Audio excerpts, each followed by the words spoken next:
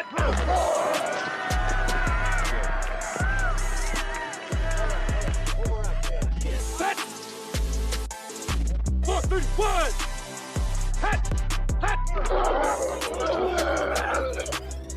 what's up, everybody? Welcome to the Sunday Morning Quarterback. Today, we are four pastors who love ministry, leadership, and sports. Today is John and Adam's favorite Monday, favorite episode probably we will ever record. Adam, how is your day going so far?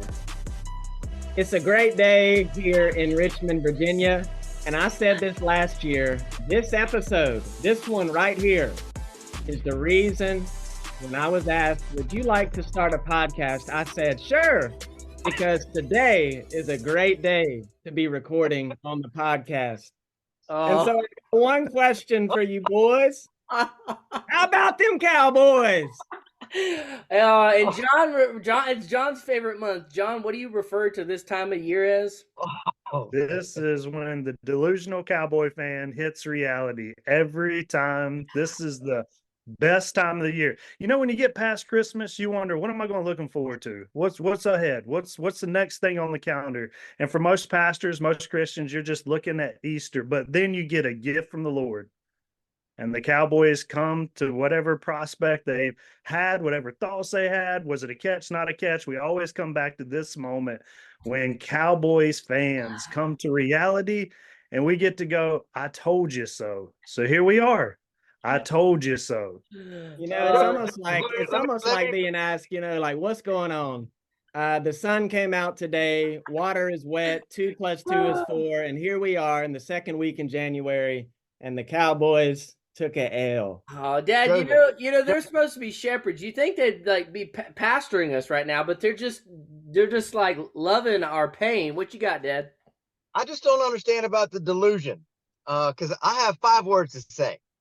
Just wait till next year. Yeah, next year. Next year. I don't get the delusion. I don't get it. Hey, we had a great year. Now, in reality, it was painful. It was painful. So painful. We need to clear the deck. We need a culture change. Some of the things that we all saw glaring, you know, the guts of that defense was exposed. How can you defend Dak? You can't defend McCarthy. In reality, I want to give kudos to Green Bay. They came in. Love played a great game. The scheme was great. The defense, they were pumped, ready.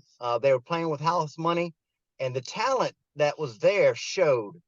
And we just weren't ready. And again, if we're not winning and we're not fired up and, you know, we get down, same thing happens to us every single time.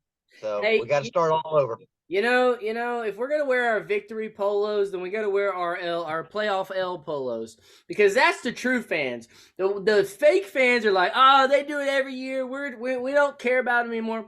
But hey, if you're gonna be a true fan, you got to be there through thick and thin. Here's the bad part, Dad.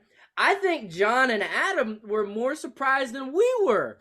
On the group chat, John said, "Oh, they actually gonna do this, huh?" And they bought into the hype just like we did, because we were rolling. No. Let's just chill out. First off, it's amazing that your victory polo is also your L taking polo. So let's just call it a polo from here on out. And the second thing is, nobody was shocked, right? What we're shocked by is it was Green Bay, the first number 7 seed to win a playoff game. Yeah, and it was over in the first quarter. Playoffs. But we thought you'd make it past the number 7 or 8 seed or something, and you guys got it at home. It was the what were y'all 8-0 at home? 16-0, John. 16 16 straight at home. Bro, y'all got a blip. I was shocked that Green Bay handedly destroyed you guys. Defense got shut down, one of the best defenses. Nobody was shocked about Dak. Everybody talking about a top 5 defense all time. Yeah, and you guys just got worked, man. I had the running back for Green Bay fantasy football all year. Never clips 100 yards of rushing. Never had multiple touchdown games. Walks into Dallas just buzzsaw. It was amazing. We're thankful for it. Well, here's big picture takeaways, and I think y'all can appreciate this.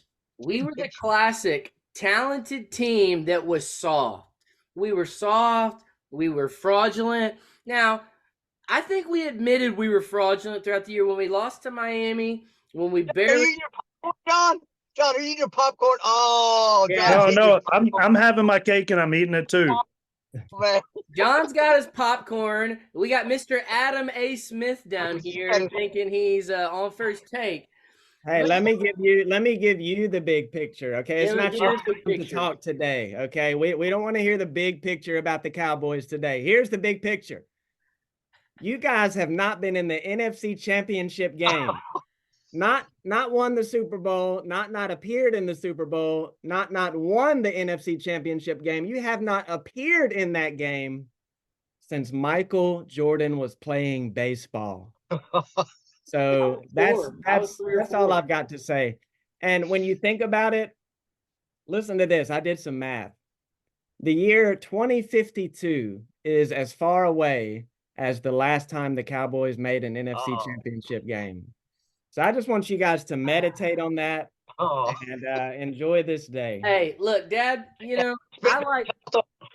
Dad, we'll put on our prosperity preacher hats for a minute and we'll just see the glass half full. One could wallow in the negativity or one could see the optimism because the reality is we all knew we couldn't beat San Francisco. So people were acting. What? I have optimism. I'll share. So here's the optimism. Ready for this? We already knew we weren't going to beat San Francisco. So people were acting like us getting to the NFC Championship was a Super Bowl. So would you rather, Dad, I got a question. Would you rather get to the NFC Championship and lose to San Francisco and try again another year? Or would you get the worst embarrassing mollywopped in the first round that you ever have and get a new coach? Yes! It's all about coach. Get rid of that regime. Yeah, new regime. Hey, let's we got to move on with this because clearly you guys got booted out and we're still talking about Dallas. Two things. One is it's amazing how fast the delusion resets itself. We're already talking about I'm glad we failed so we can get to the next thing. Joseph, the background in your room pretty much puts where your head is right now. You are in the clouds, brother. You got to come back down to earth. Y'all took a whooping. You should be embarrassed for a couple months. And you shouldn't be able to pull it back together until it hits maybe May. Okay, we can talk about this again in May. Thank the Lord, it's over. We took the ride. Everybody wanted to get off. Now we can get off the ride. Everybody can say, let's never do that again. I got a question for both y'all. Since y'all have objectivity and we apparently don't. If I think it's clear, we all think McCarthy's out, which, Dad, can I tell you, the day that I'm going to have the most joy in about 4 weeks from now, we're going to get a text, and it's going to be Adam. You know how he sends those emoji crying? He's been sending us every time he watches C.J. Stroud. Here's what's going to happen, Dad. We're all going to get the da-na-na, da-na-na. Panthers named new head coach Mike McCarthy to save and fix their quarterback. I'm telling you, I'm speaking it into existence. Yes. It will happen. We're not doing that. See, we're not doing that. 12-5, Steven. Who's going to go to the Panthers? He'll take McCarthy. We're not doing that today, guys. Here's why. You guys know why I can't stand the Cowboys. It's because they dominate the national media narrative and their fans are everywhere. I told you how back in Thanksgiving, I went fishing in North Carolina, didn't see a soul, and then suddenly sprung out of nowhere were 3 Cowboy fans just out fishing in my spot. I can't stand you guys because you guys think everyone cares about you. So here's why I can't stand them. The Detroit Lions, I'm going to segue this. We're moving on. The Detroit Lions, major American city, starving fan base, passionate football state and city. They won their first home game, playoff game in 32 years yesterday. So we're going to talk about teams that matter. All right. So what is the take on you guys' other games other than the Cowboys? Dad, what'd you see? What's outside of the Cowboys? What caught your eye so far? Let me disclaim, Dad. Let me disclaim. We're recording on Monday, so we have yet to see the Bills game or the Eagles game. So just for the record, but go ahead. I will say this, and I think we're all going to be in one accord in this. I am rooting for Detroit to go all the way. Now, do I believe that they're going to? Probably not. but I think that they're going to give it their best swing.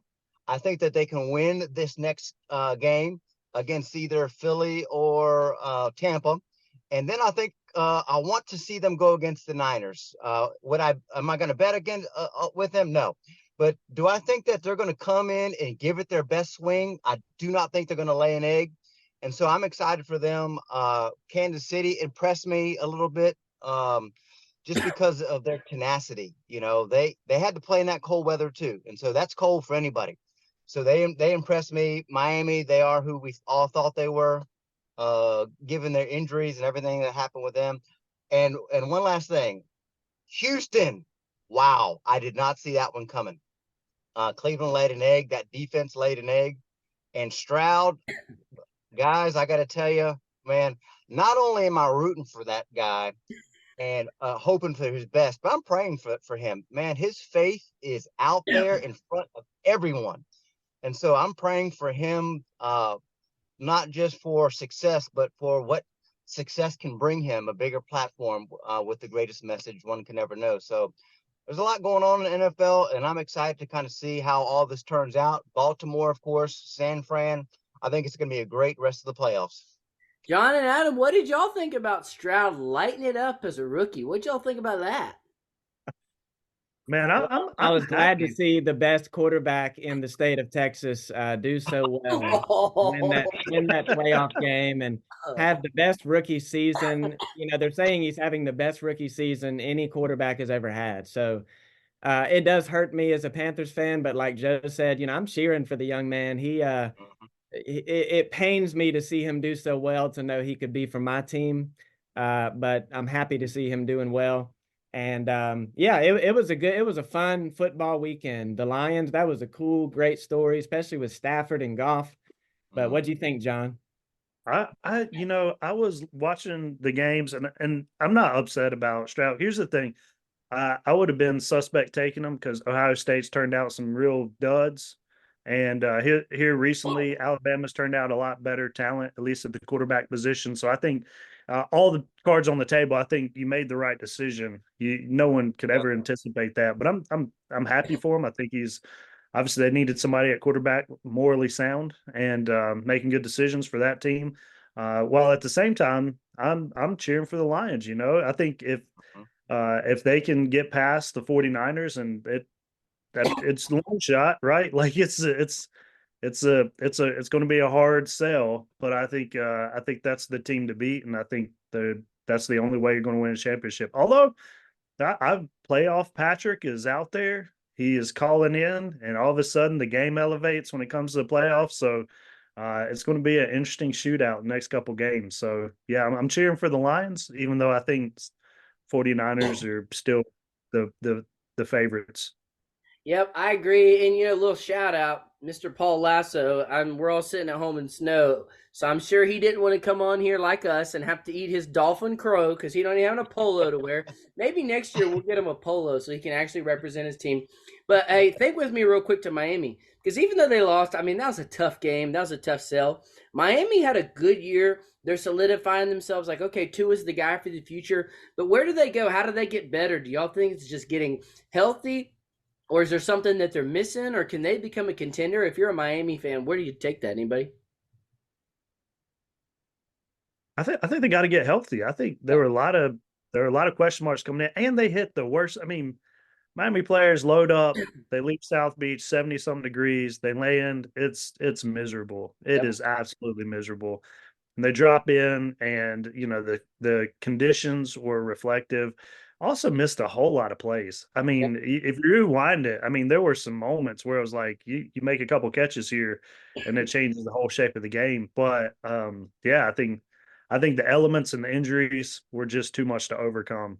Yep. No, I agree. Hey, guys, so obviously we can't speak with certainty about the divisional round, but I think we have an idea of some of the games. So let's kind of project forward to divisional round going into the championships. And I'm going to present some possible matchups. Okay, we definitely have Green Bay at San Francisco. I think Green Bay, if they were a 7-point underdog for us, it'll probably be a 10-point underdog against San Francisco. The quarterback Love looked good, but I don't know about that.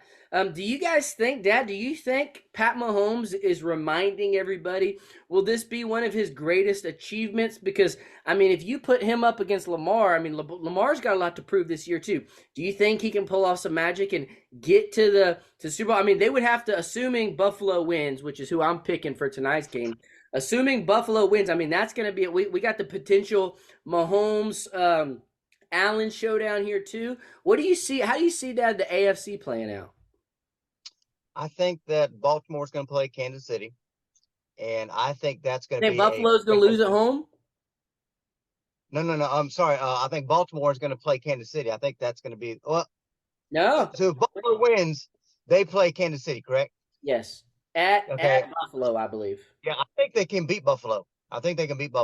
That defense right now is playing lights out, and they have a cornerback over there that's just sticking everyone. So, Buffalo's got one good wide receiver. Their run game, has been much better. Of course, they went mollywopped us, but that Kansas City the defense is on another level right now. And so if that defense can hold the offense, to 17 to 20 points, I think Mahomes can get the rest of the points to win. So if they end up playing, I'm still going with Mahomes. With that defense, you got to go with Mahomes. Against Baltimore? We'll save that for next week. Adam, what do you see what do you see in the next week or so in the AFC leading into the conference championships? Well, I heard a stat today, and I probably knew this, but I'm reminded of it, the past several years now, is that Mahomes has not played an away playoff game since, kind of the Mahomes era started, I guess you'd say. So, the past few years, the Bills are right there. That game a few years ago that went down to the wire and there was all that scoring in the end. If this one can end up being those two teams in Buffalo, and the way that the Chiefs have struggled throughout the year and they've kind of sputtered to get to this point, the other day, that was probably their cleanest game I remember them playing, at least on prime time that I've seen. So I think the Bills are going to beat the Chiefs and then ultimately match up with Baltimore also. This is the year. This is the year. Yeah, that's what I mean. Is like, if there is a year, Mahomes that has no receivers, that guy, he was playing well yesterday, but he has no receivers. Kelsey seems off. This is the year that the Bills need to make hay. That would be cool too. I would like seeing Baltimore and Buffalo, two quarterbacks that need to prove something. So both of them have that opportunity. What I'm going to do so, and let's be honest, I think the most appealing Super Bowl matchup is Baltimore San Fran Part 2, and then can they replicate it and beat them twice, or Buffalo and San Francisco, Josh Allen and the wild horse pony that he is versus San Francisco. I mean, I think the only thing that would be more shocking than a Cowboys first round exit is San Francisco losing up to the Super Bowl. So that'll be interesting to see. Hey, last take on sports before we go to ministry and leadership. John, we'll start with you and work around the horn. Wait, hold on. What did you just say a minute ago? You said it would be more shocking than a Cowboys first round exit. Yeah, if the Niners did not make it to the Super Bowl, that would be. Oh yeah, you think the Lions have a shot in the world to beat the Niners? No, they're a. Well, why did you insert that about Dallas as though that's like they can't help themselves, man? They cannot help themselves. Hey, let's just say this: nobody's concerned about Green Bay coming on and putting a beating on any other team. I think the shock is the fact that it was Green Bay, not Dallas, losing. Dallas is a type of team you just stand in the corner, just wait over there and start practicing falling down. Somebody's going to come over in a minute. Hey, The fact is, no. We're looking at a Green Bay team that lost to some really bad teams, the Giants, and then they won against some really good teams by like 3 points. And you guys made them look spectacular. Like, people are buying Love jerseys, and it's going overboard. And they're going to come to San Fran, and they're just going to get swamped. Hey, but I've been saying for a while, Adam and I have been on the Jordan Love band because he's got a whip, man. I get what they saw, and Goody or whatever his name is, Gooden host or whatever, and then LaFleur. They're looking like smart guys.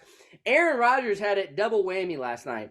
One hand, you knew he was dying laughing at McCarthy. He's like, I told y'all. But in another hand, he's thinking, oh, darn, they found my heir apparent, and maybe they were right. All right, let's do this and move around the horn. There's a few coaches, mainly 3 that are on the board right now. And let's play Land the Coach. John, we'll start with you, then Adam, then Dad.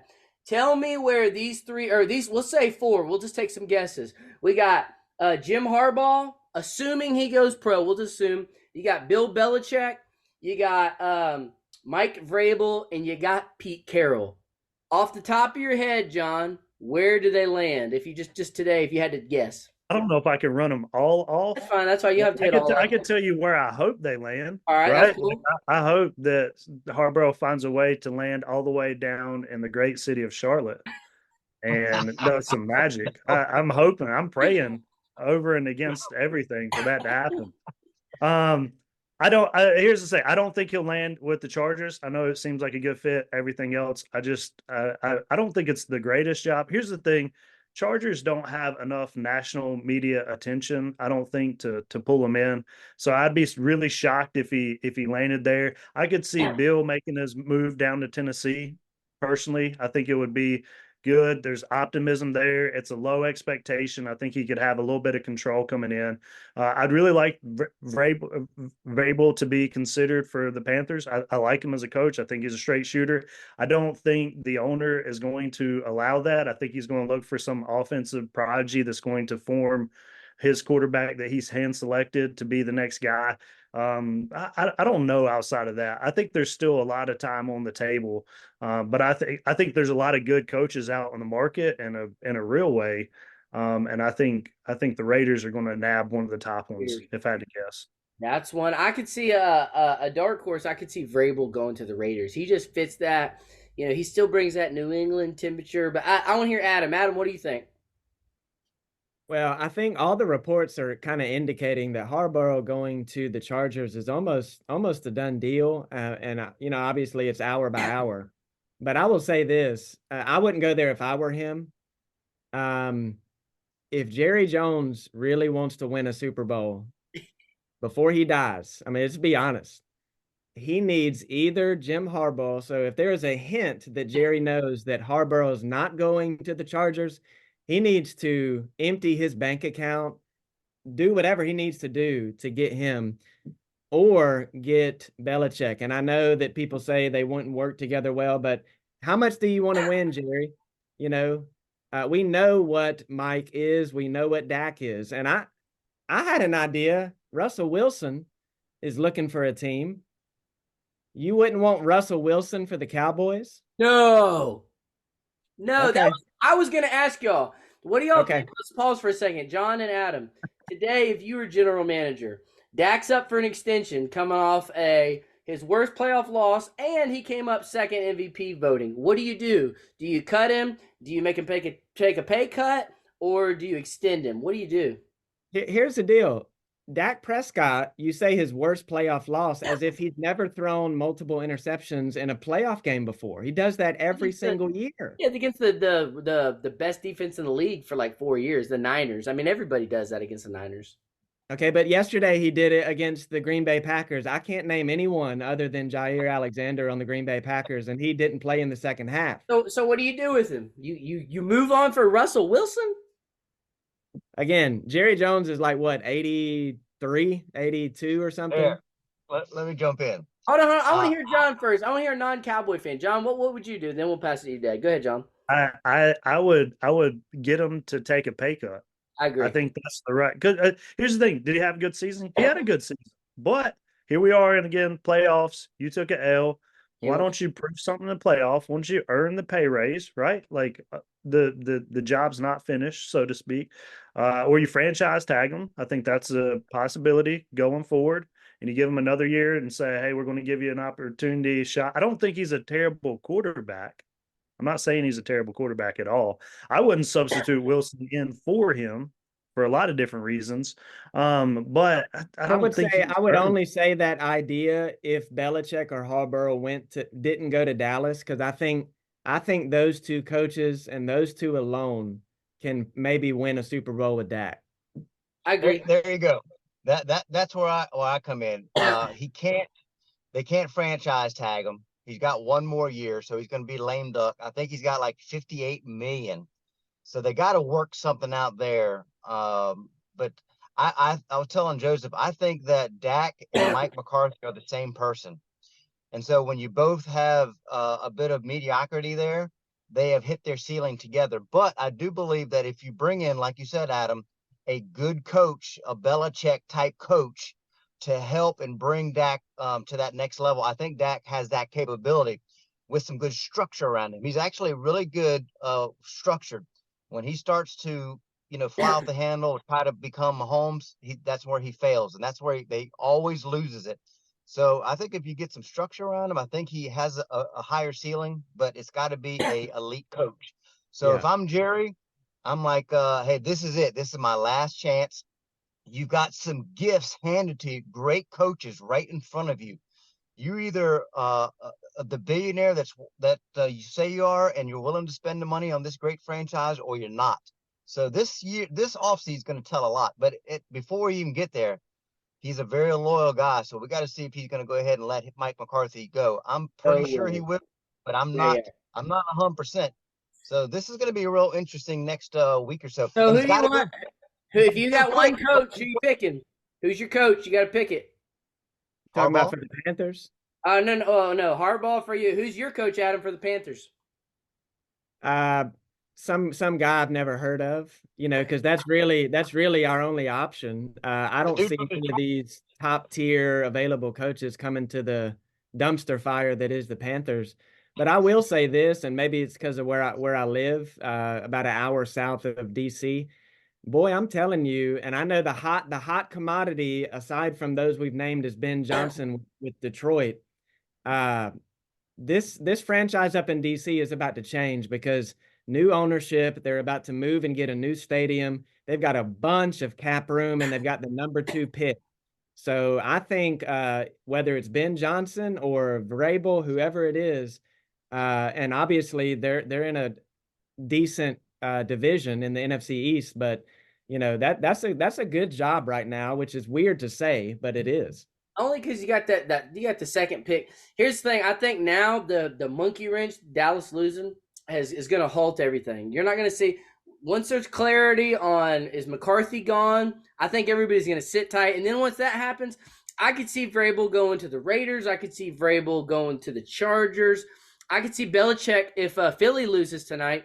There's a lot of speculation he could go right down the coast a little bit in Philly. That'll be interesting. So Pete Carroll's going to land somewhere. I could see Tepper saying, "Hey, let me get a Pete Carroll or an older seasoned guy."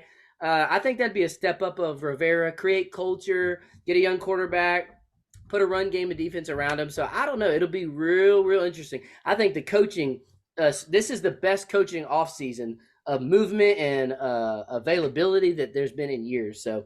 Definitely. Hey, before we jump into the ministry thing, just because of last week, right? Yep. Last week, somebody said, "Hey, can we just say that Dak had a great season?" So I'm just going to ask that, Joseph. Can we all affirm that playoff Dak is a thing with the second coming of Tony Romo and every other predecessor, and the wheels fall off? Before yesterday, I said that it was a false narrative that he played terrible in the playoffs. I mean, San Francisco he played bad against San Francisco. As of yesterday, Dak has self-created that the wheels fall off and he's playoff Dak. So I will affirm that. Here's why. It's the curse of Jerry Jones firing Jimmy Johnson. We tried to bury it and put him in the Ring of Honor, and the curse is still following us. So yes, John, today you are right, sir. All right, well, now that we've eaten all of our football crow, my dad, y'all beat him up so bad, he had to jump off. But anyway, let's segue to our ministry and leadership segment and portion. And so, Adam, why don't you take us into our next topic? Yeah, I want to talk just for a few minutes and then get you guys to give your wisdom and insight about unmet expectations. And I want to focus on that because anyone who leads anything, and namely if there are those that are in any kind of vocational ministry, we understand that we have a very high and, holy calling on our lives. And so it seems if you just know people and look at church history, the people that have been most effective are those that have those high expectations of themselves and, have what you might think of as like a holy ambition. And to be careful, it's not, the advertisement of self, it's not self-promotion. It's a genuine desire to glorify God in your calling and reaching your full potential. But there is a danger in that, as good and as right as that can be. We're on a sports podcast here, and you think about the greatest athletes who have ever lived. Even in the past week, we've seen Saban, the greatest college coach, walk away. All of these people have this in common. They were highly driven to be great.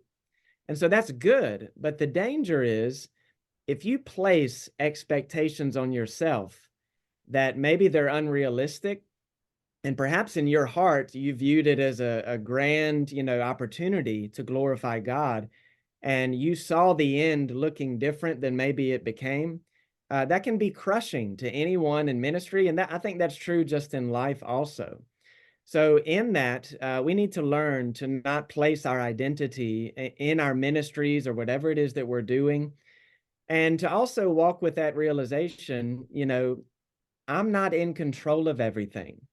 And so whether plans fail and don't come to the fruition we thought, or people let us down, or things just don't wind up the way we anticipated, we have to learn to trust and rest that God is still good, and also to trust that his providences are far above what we envision for our lives at times. So it's an interesting topic because I think this is one of those things that a lot of people that lead and lead well internally struggle with and try to find that balance of, I want to be great, I want to serve, I want to give all that I am, but also resting in knowing that, where God has me is exactly where he wants me to be. What do you guys think? John, you want to jump in first? Yeah, well, I think what you're posing, I think, is a really helpful thing because it's almost like walking on this tightrope. On one side, you have the potential for, apathy and failure and despondency, and you looking at it like, man, what happens if I don't achieve the things that are going on in my head? At the other side, you have just as much a greater risk. What if you succeed at what's going on in your head, and what did you not foresee that costing? And somewhere in the middle of that is a happy contentment in the Lord to have dreams and ambitions and be driven to honestly fall into bed exhausted from serving the Lord at the end of the day. But like as you said, kind of carefully parsing out identity as it rests and remains in the Lord and not your quote unquote success in ministry. And so I think for me, just looking at the potential for some of the things I want to accomplish, things for the kingdom. I want to be useful to God. I want to be fruitful for the kingdom. I don't want to just sit on the bench and write it in, mail it in. I don't think any of us want to do that. That's why we get along with one another, and we're always looking for ways to kind of help challenge one another and push ahead. For me, though, I think over the last 3 or 4 years, I've really found a great sense of joy and faithfulness and a willingness to fail. I think really good leadership is willing to take failure, because if you're not willing to take failure, then you become crippled and you just will not continually move forward. And so I think a lot of people have all the tools, they have all the skills, and then they look at it and they're like, man, I don't want to fail in front of everybody. And if I do that, I'll be done. And so I think with the expectations, those expectations put you at risk for failure and unmet expectations, which is what the great players wrestle with, the great men of God wrestle with. But I think even the failures and the running out on, we read through Paul's letters and it talks about people abandoning him. He had ambition to see these church planted and flourish. You look at Spurgeon, the downgrade controversy that nearly ripped his ministry apart as the prince of preachers with great ambition to create a school and everything else. And so I think some of the tension, some of the joy is the expectations are never going to be realized likely in our lifetime. And so we have to be okay with that. And the other side of that is failure is never final. And so I think if we can move ahead with some of those now, personally, new in a church, dreams birthed in my heart, looking for opportunity to see the Lord continue to grow our fellowship. But I've also seen some things shift in our congregation that I didn't foresee when I first arrived. And you ask yourself, are you still happy with your vocational location and what the Lord's doing? And I couldn't be happier. I'm more content today than I was at day one or month one. And I think that's just because you get a growing sense of the providence of God calling you to a place and to exercise faithfulness over a long tenure to see how God can be glorified through your actions. And so, yeah, I think it's a healthy dream to have expectations. That's good. Yeah, and one thing, even as we kind of pose that idea or that question is, what do we mean by failure? What do we mean by success? I think we've talked about this before. Success is faithfulness. So John mentioned faithfulness.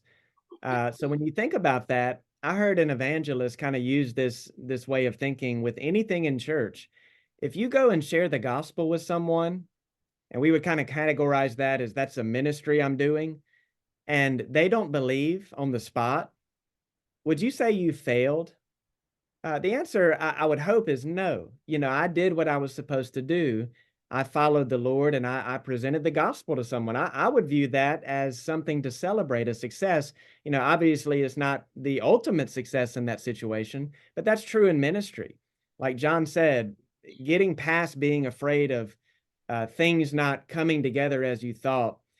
Maybe one reason we struggle with this in American churches is we try to quantify everything in ministry, whether it's attendance or baptisms or budgets, whatever it is.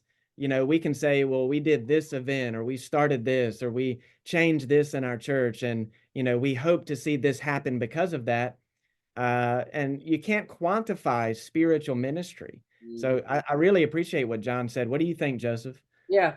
I thought it was great. My mind took me, John, what you talk about a lot. For me, it's personally and ministerially, it's a battle of flesh and spirit. And I think personally and as far as church wise, the flesh wants to set the pace for our aspirations of success. And so you always talk about letting the Lord set the pace or letting the Lord, being faithful to the body that God's called you to. And so I think pastors typically go one of two ways. One, they their natural bent is a little bit like they always sometimes want to do too much, or they're super, they want to conquer the world and say, whoa, slow down. Or sometimes they're the opposite, and they're not willing to take a shot or take a chance because of risk of failure. So for me, I think it has to start with being self-aware, like my dad talks about all the time, knowing who you are. And so for myself, like both of you guys, I'm a go-getter. And so sometimes I got to slow down and say, okay, is this ministerially, is this what Joseph wants, or is this really what the Lord wants? And then personally and spiritually, one of the things that I'm all the time trying to do and be better of is having good people around me that can check me, that hold me accountable, and that can help me put good expectations. Because sometimes I don't put good expectations on myself, or one way or the other, if I'm working too hard, or if I'm not working enough, or if I think pride gets in the way. Like you're saying, our personal expectations become more fleshly. And so I always have to have that inward battle. Like right now, our church is going through a growth stage. And so flesh wise, I have to be cognizant. Hey, like it's like you're saying, Adam, it's not all the time about numbers or groups or all that. That's my internal bent is go, go, go. Now, I also don't think it's bad for certain people. There's some people that like, man, I preached a good sermon. I was faithful to the text. I love my wife. I love my people, and let the chips fall where they may. That I agree with that approach to a degree, but I do think observing what are some, as much as we can, what are some spiritual markers, whether it's reaching people, not necessarily baptisms or community. How many people are in community, or how many people are serving, or how many people are being discipled? And so I don't think we should be negligent or ignorant to that either. And so I think you got to know what type of leader you are, and then try to counterbalance the opposite way, and then put people around you personally and professionally that can, I mean, we all have to battle the flesh and keep that. So that was where my mind took me. I don't know. That's a different take on it. I think if you're also looking at the beauty of that quantifying things as Adam was leaning into, I think we have the propensity and we have the technology to add some of those things up, unfortunately. I think with that, as you're holding that in one container, like I know how many people are coming and sitting in these seats. I know what the giving is like. I see evidences of faithfulness. We got to remind ourselves of what the Lord's called us to in shepherding people, and particularly oversight of a church that we're supposed to present it spotless to Christ, mature believers, and not thousands of believers, maybe not rich believers, but surely faithful and mature believers in Christ Jesus. And if we continue to go back to the text and let those things guide us, so the question is that how can I get more people in the door? How can I get the saints that are in the door closer in a walk with Christ in alignment with his word? And as a byproduct, maybe more people come through the door, but only to the point where we're ready to continue to move them towards Christ and maturity. So I think our prayers and our ambitions have to align with the word of God, where we put our heart to where his heart is, and we're faithful there, and we just trust Christ to give the growth, right? Like he's the one who does it. And I think did that ad hit your phone too, John? There's one that's been coming to my phone, and it's a guy, and it's a church growth kind of strategy thing. And the first thing he says is the key to growing any church is to get more people in the door. And it's like, yeah, but that's not our mandate to get people in the door. I would hope we want to, and we all understand the math of that sort of thing, but that is not the goal of churches. And to be frank, that's a big reason for the mess that we see in much of American Christianity today, because of that kind of thinking, that it is our goal to just draw people, for any reason in any way we can. Yeah, you start hearing some things of like, I cringe when I hear, we'll do anything short of sin to reach people. It's like, oh, that's too far. But let me pose this question real quick, because we each have our natural bent. John might be gifted in discipleship, like have an extra bent toward that, like Lord put in you, Adam, because of your testimony. You might have a natural bent toward evangelism and reaching the person, or each of us, I think, have. If you cut us open, the Lord's given us different gifting. I think back to Tom Rainer's book, Autopsy of a Dying Church, and he says the first and number one marker is inward focus. So personally, me, whenever I preach, I'm all the time trying to balance, okay, feed the saints, but also for the person in the room who thinks they might be a saint, but never has truly entered into an authentic relationship with Christ, be evangelistic. And in a day-to-day, when we're going about leading our ministries and shepherding our flock, I have a counterweight of feed the flock, kind of like Eric Reed talked about, feed and lead. So what do you guys think? What would categorize as like a danger zone inward focus? Because they're both, I think sometimes whichever gift a guy has, the opposite side is the enemy. If you're naturally evangelistic, all they care about is discipleship. They don't care about reaching people. If you're naturally discipleship gifted, all they care about is reaching people and they don't disciple anybody. But both of them need to happen, now in a church context versus in a Great Commission personal context. John, what's the counterbalance there? What's too much inward focus? I think we know what too much evangelism, meaning like trying to, what Adam was, I think we know what that looks like. But what's the danger of the inward focus leading to death? What do you think? Well, I think probably less about an inward focus. I think it's not the greatest term. I think it's self-service. Sure. I think is a better articulation of when you get to the danger zone, right? Like our service needs to look like this. The people who come in need to look like this. We're comfortable with this looking like this. We're comfortable with these songs, not because they're biblically or theologically, but because we've sung them for so long, or whatever those things are. And so I think for a lot of ways, the danger is when you look to serve yourself, when your preferences supersede your ambition to grow in Christ. That's good.